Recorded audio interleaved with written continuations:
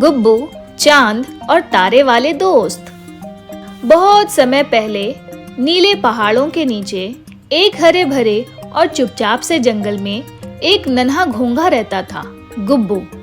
गुब्बू बहुत धीमा चलता था, लेकिन उसके ख्वाब सबसे तेज थे।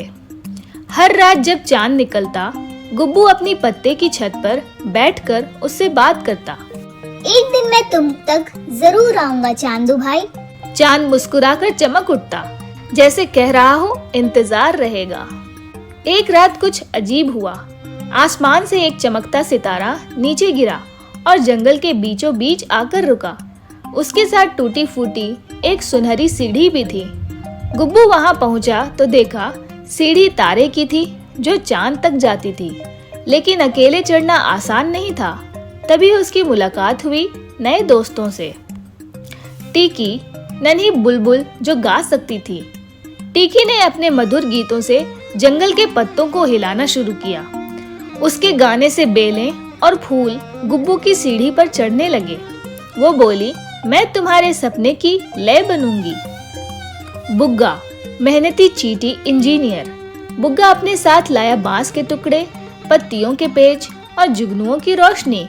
उसने सीढ़ी को मजबूत किया, जो अब और ऊंची और सुरक्षित हो गई। मेरे छोटे कदम बड़ी उड़ान का रास्ता बनाते हैं, बुग्गा बोला।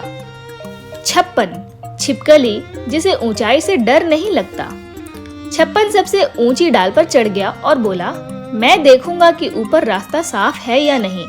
उसने बादलों में झांका और रास्ता दिखाया कि कहां से सीढ़ी चांद से जुड़ सकती है। अब गुब्बू, टीकी, बुग्गा और छप्पन सब मिलकर रातों रात काम करने लगे।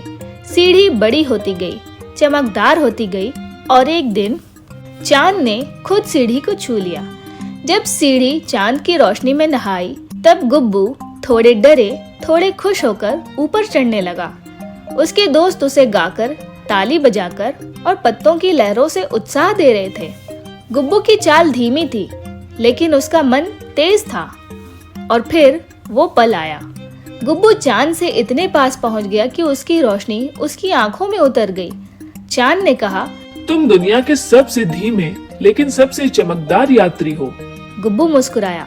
सपने देखने की रफ्तार जरूरी नहीं, उन्हें पूरा करने का हौसला जरूरी है। नीचे जंगल में सभी जानवर ताली बजा रहे थे। बुग्गा, टीकी और छप्पन ने मिलकर एक नई परंपरा शुरू की।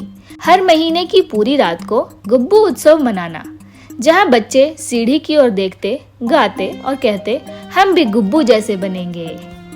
इस कहानी से हमें यही सीख मिली कि धीमी चाल और सच्चे दोस्तों के साथ कोई भी चांद तक पहुंच सकता है।